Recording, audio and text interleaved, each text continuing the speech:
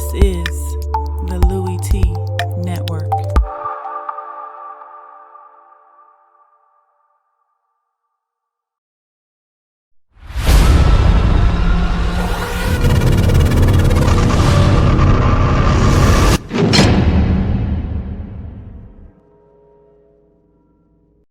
Who else could it be but me, your man, Louie Tee? Welcome to Lockdown Coverage week number 15 in the National Football League. Green Bay Packers traveling to Soldier Field to take on the Bears in a showdown of family members of the NFC North. And this is why you love family business right here, because it doesn't matter what the records are. One of the most storied franchises, well, two of the most storied franchises, and one of the most storied rivalries in NFL history. These two squaring off, and the Packers looking to even the season series or even the overall series between the two teams in terms of wins and losses. And I tell you what, man, this was a lot of fun to watch. And despite the Bears coming into this game at 3-10, despite the Packers coming into this game at 7-6 and looking to try to get in the playoffs, you couldn't tell who was who. I mean, these two teams battled it out. And it looked like the Packers were going to run away with this game at one point, the Bears. And this is why I love a John Fox coached football team, because they're not going to quit. And I've been saying this and echoing this sentiment all season long. I probably sound like a broken record at this point, but I continue to say the same thing and hammer home the same point. This team is going to compete no matter what. This Bears team is a dangerous team. They're a tough out because they're going to compete every single week, because that's the mindset instilled in a John Fox coached football team. We've seen it in every single stop with John Fox. And even though the Bears don't have all of the talent necessary to win the NFC North, to compete to be in the playoffs, they're a team that's just as dangerous because they are going to fight scratch, tooth, and nail. And you saw that in this ball game. And they had a shot late to steal this one away from the Packers, who were up big in this game at one point by 17 points. Bears made this a football game, came back, tied it up, and almost stole it away from the Packers. But in dramatic fashion, the Packers get the victory. We'll break this thing down. But first, if you haven't already done so, subscribe to the Louie Tee Network for more great content in 2016 and beyond. We're changing the game over here. I want you to help us do that by simply making sure that you subscribe to the Louie Tee Network on YouTube. Also, I'm on Twitter. @InTheLabRoom is the Twitter handle. Go ahead and make sure you follow me on Twitter. I'm also on Facebook. In the Lab Room is the Facebook page. Go ahead and give me that like. All of my social media platforms up in that center console, scrolling across the screen so you can't miss them. So go ahead, handle yours. Like, follow, and most importantly, subscribe to the Louie Tee Network on YouTube. Now, that being said, let's jump into this breakdown. We'll start with the Packers, who got it done 30-27 to run their record to 8-6. Everyone else in the division loses. Bears are taken care of by this same Packers team. Lions lose to the New York Giants in the Meadowlands, and the Vikings are spanked at home by the Indianapolis Colts. So in the blink of an eye, the Packers leapfrog the Vikings, get a game closer to the Lions, and now they're within striking distance with a game remaining versus those very Lions in Week 17 in Detroit. So it's shaping up to be a photo finish in the NFC North, and games like this are going to be what this season is going to be remembered for this Green Bay Packers football team if they can find a way to get in. These will be one of those games. This will be one of those games that you look back on and say, that was one of the games that helped us get into the postseason. And let's talk about some of the intricacies of this game before we talk about the finish that was just incredible. The thing about this Packers offense that I think is starting to go unnoticed, but I think it's a huge part of the reason you've seen this turnaround, is the addition of Jared Cook to this lineup. When the Packers have a viable option at tight end, they're dangerous. Aaron Rodgers, people forget that he loves to throw it to the tight end. Hasn't had a good one since Jermichael Finley in Green Bay. You can talk about Richard Rodgers all you like. He's okay, but he's not real. This guy, Jared Cook, when he's healthy, when he's right, he's a difference maker. He's been back now 4 weeks, if I'm not mistaken, 4 or 5 weeks. And in those games, I like to think that 3 of them have been 100-yard performances by Jared Cook.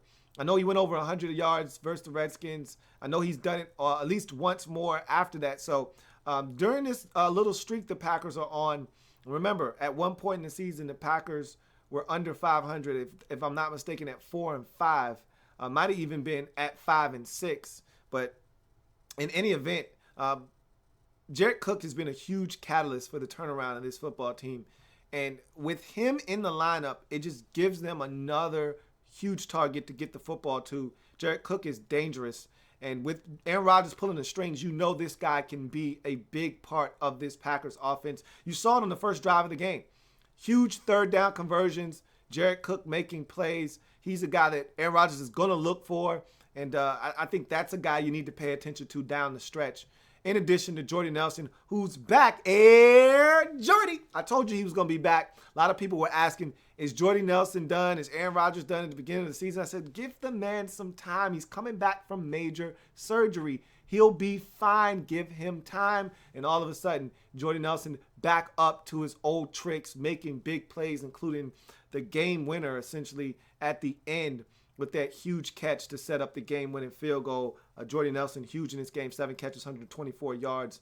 A little bit of a down game for Devontae Adams. Who am I kidding? Down game. He was awful in this game. Dropped 2 touchdowns. If not for his shenanigans, this game isn't even close.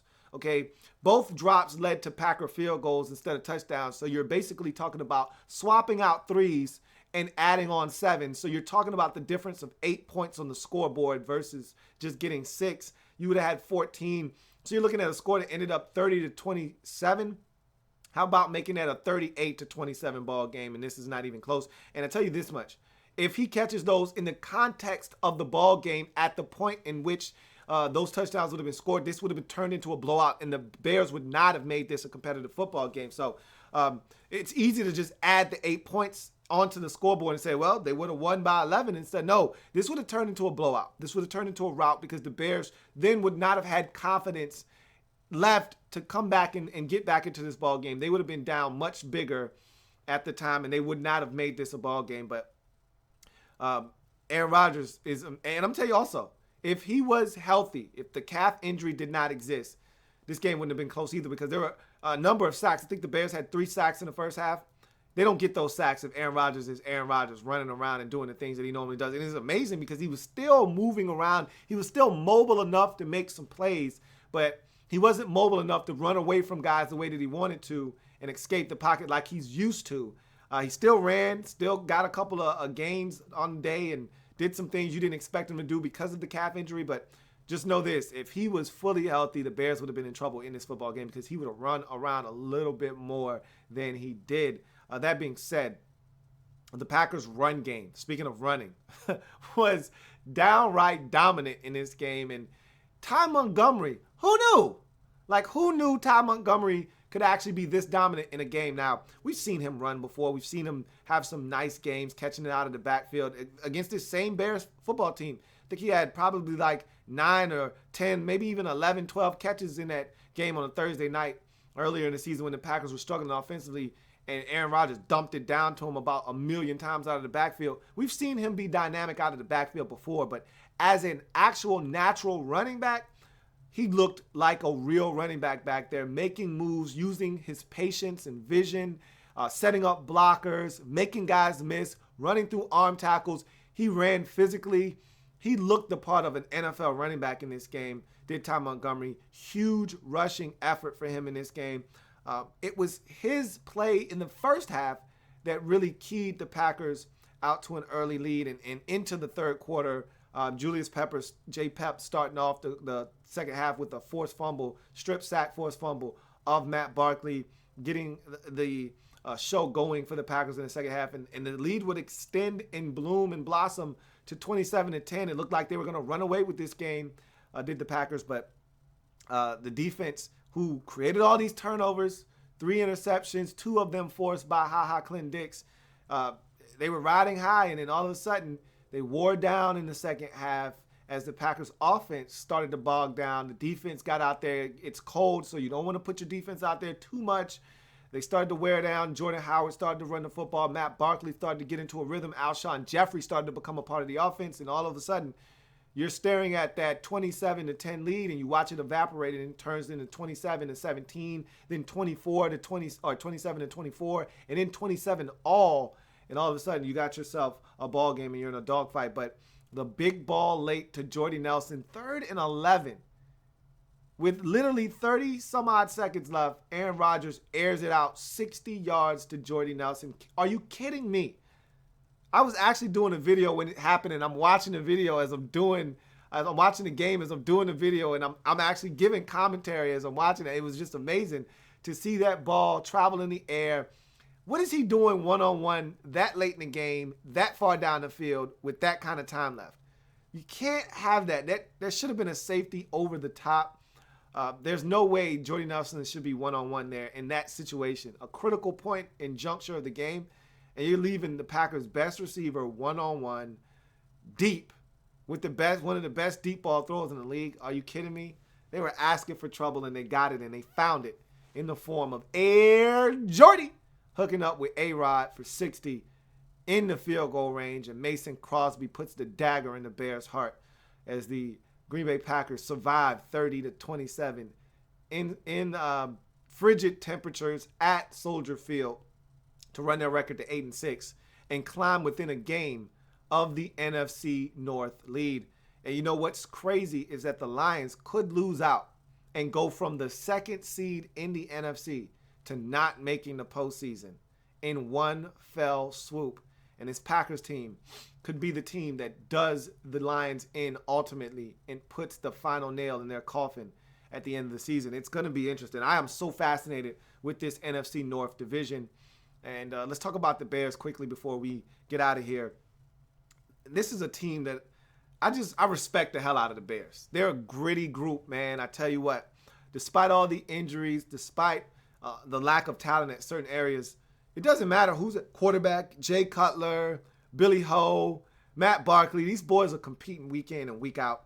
And they could use an upgrade at a number of different positions, but they compete their ass off. And I tell you what, I like this defense. Despite them getting gashed in the run game in this game, despite giving up the big ball to Jordy late to end up surrendering the lead and losing the game, despite all of the opportunities the Packers had with Devontae Adams in the end zone dropping touchdowns, I like this Bears defense, and I think they're coming along, and they're going to be just fine on that side of the football. I hope Vic Fangio doesn't leave, but if he does, that's going to hurt this Bears defense because I think a large part of why they're successful is defensive coordinator Vic Fangio and his ability to get those boys to play good football week in, week out. But that being said, this is a team that I like watching. I like Jordan Howard. I think he is the lead man in that backfield, and it's going to be a guy that could be a stud if he can stay healthy for years to come for the Bears in their backfield. You go from Matt Forte to Jordan Howard, maybe you'll have a seamless transition into more good football out of that Bears backfield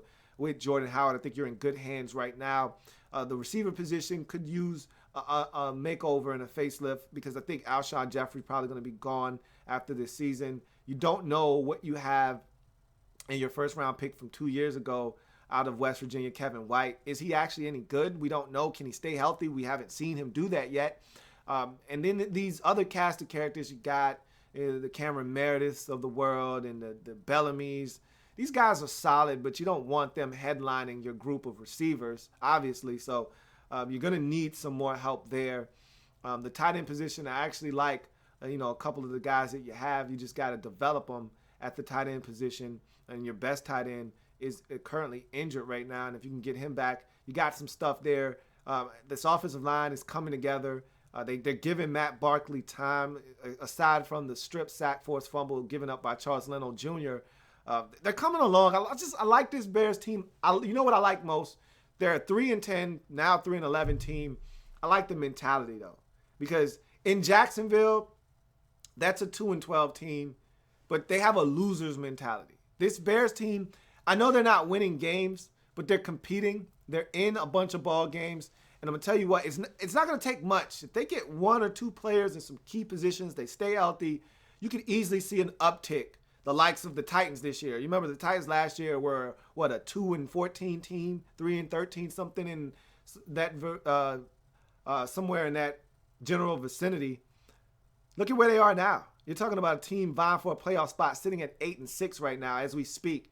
Last year, they were probably 2-12 at this point in the season. You could see that kind of uptick from the Bears next year if they get one or two players in some key spots. The biggest spot being quarterback, obviously.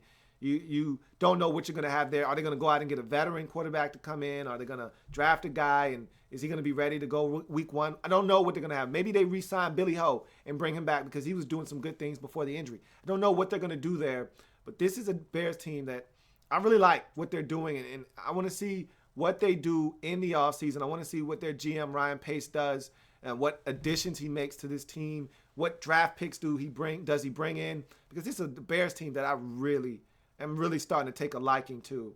And I like their mentality. This is a competitive, scrappy group of Bears, and they're going to come out and fight each and every single week. And they were down big. They were down 27-10. They could have quit in this game. They didn't. And they should have won this game. They should have took the lead 31-27, had opportunities. You get down first and goal inside the 5. You got to find a way to win this game. And that's why they're 3-11, because in that moment, they had an opportunity, and that's part of being a young team that doesn't know how to win. That's the opportunity that you have to seize there. An opportunity to go and slit the throats of the Green Bay Packers right then and there and watch them bleed out on the cold, hard, frigid turf of Soldier Field. And instead, they left them alive, and the Packers were able to come back and stab the Chicago Bears right in their back and put them down for good, 30-27. Let's get to some comments in this game. Brian Emerson says, hey, man, is the Cards versus Saints game next? Yes, it is. And Cassai says, those Bears need help at linebacker, draft a free agent, but Howard looks good, as did Barkley. After his mistakes, he's still learning. I've been actually really impressed with Matt Barkley over the last 3 weeks. Didn't know he had this in him. I honestly didn't. Watching him at SC, you knew he had a little bit of talent, but seeing him in the league, he's looked lost in every stop. And, it's crazy because I'm one that preaches patience and opportunity for these young quarterbacks, these young players in general, but especially the quarterback position. You got to allow these guys to play, make mistakes, and get their feet wet in order to really give them their proper, to really evaluate them properly. It's one thing to see these guys in the preseason or see them come in for a little, cup of tea. They might get in for a game or two. But to see a guy extensively, like we've been able to see Barkley over the last, 4 or 5 weeks now and counting, and see him make some throws and stand in the pocket and do some good things, make some mistakes, but that's what you expect from a guy that hasn't played that much in the league. Maybe he could actually be something. I don't know. I don't want to count him out. I'd like to see him get an opportunity, and I thought he's done some good things. I think he's done some really good things down the stretch. It'll be interesting to see what the Bears exactly decide to do with him come next year, as far as whether they give him an opportunity or do they just see him as a viable candidate as a backup in Chicago. We'll find out. But Brian Emerson also says, I think Barkley can be the answer for the Bears if Fox can develop him. It'll be interesting to see what they decide to do with Matt Barkley. I've actually been rather impressed with him over this stretch of football that he's gotten an opportunity to play for this Bears team. That he's played in all kinds of weather, cold, wet, you name it. He's done a really good job. Has had opportunities. That Lions game, you get 2 holding penalties late, or else they get a field goal attempt to tie that game up. Maybe even beat the Lions if they get an opportunity to make a couple more throws down the field. But you get the holding penalties, and that really negates any opportunity, and he ends up throwing a pick. Same thing here. They get all the way down there. You'd like to see them get in some way, somehow. They don't. They settle for a field goal. They end up losing by a field goal. So Barkley's done some good things. I'm anxious to see how he finishes up the season and what they decide to do with him in the offseason. But that's going to do it for this breakdown of Packers-Bears. Packers get the win in dramatic fashion, 30-27. Get to 8-6. They're hot right now. No one wants to see this Packers team make the playoffs in the NFC because we all know they've got the baddest man in the land at the quarterback position, Aaron Rodgers, with a healthy calf, not healthy calf, doesn't matter. This guy is ultra dangerous. He's an assassin. And you saw it at the end of this game with the 60-yard bomb to Jordy Nelson to put them in field goal range. No one wants to see this Packers team. With the way they ran the football in this game, with a little bit of Kristen Michael and Ty Montgomery, that's scary, knowing that they've got Aaron Rodgers and Jordy Nelson and Devontae Adams and Randall Cobb, and all of these different weapons that they can get the football to. Now Jared Cook Jr., look out for him at the tight end position. No one wants to see this Packers team in the playoffs. I can assure you of that. They're playing some hot football right now, and it does not look good right now for the Detroit Lions. They better get their act together. Here comes the Green Bay Packers. Packers win, go to 8-6, one game back of the Lions in the NFC North Division. Meanwhile, the Bears, another tough, hard-fought loss, but they're now 3-11 on the season. If it happens in the National Football League, whether big or small, we cover it all here on the Louie Tee Network. Lockdown coverage. Remember, we're changing the game one live feed at a time. Got 2 more games to break down from Sunday's slate, including Saints and Cards, and of course, the Oakland Raiders, who have now made the playoffs for the first time since 2002, taking on the San Diego Superchargers and a little bit of AFC West family business. I'll see you with those breakdowns a little bit later on. Have a good one. See you then.